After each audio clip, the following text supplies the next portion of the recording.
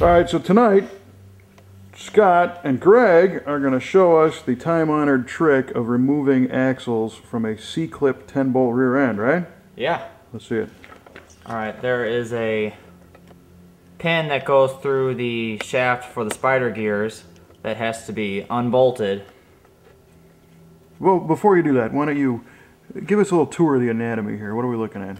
All right, here we have our ring gear, we've got our open differential, and then we've got our spider gears and the center shaft. All right. And then I don't know if you can see, but the axle shaft ends are right here up against that spider gear shaft. And inside these two larger gears, there is a C-clip. And that's what holds the whole axle in the housing. That's what holds it in the housing. And we want to take these off because we're going to detail the housing, and our new brake kit requires that we change this drum disaster. In order to do that, you got to take the axles out. All right, where's this pin you speak of? It's on top here, and it unscrews by hand. By hand. Just tell them that this was previously loosened. It's actually magic. Nice. And then without taking these bearing caps off, you have to roll the whole unit back farther in the housing to actually pull that pin out. And that is because? Because there are clearance issues with the main caps. The main caps, and then there's also a steel wall that the main caps bolt to inside the housing that make clearance issues to pull this pin out. All right.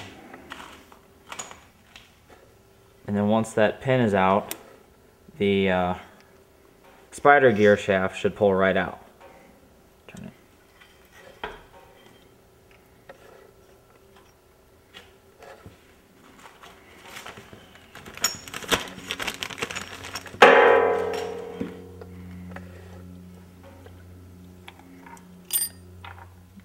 And then out come your spider gears. And that's a shim, huh? And the shims. And those shims got to go back on the right gears.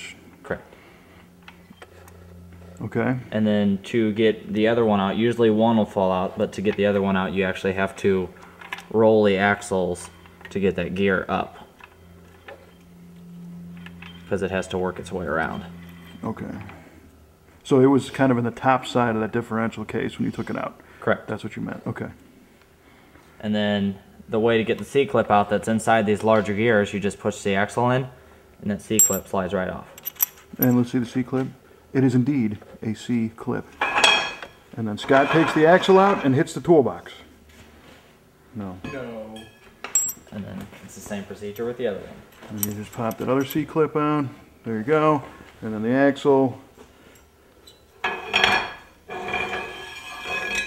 And I think that's the magic. Yeah, sometimes. All right.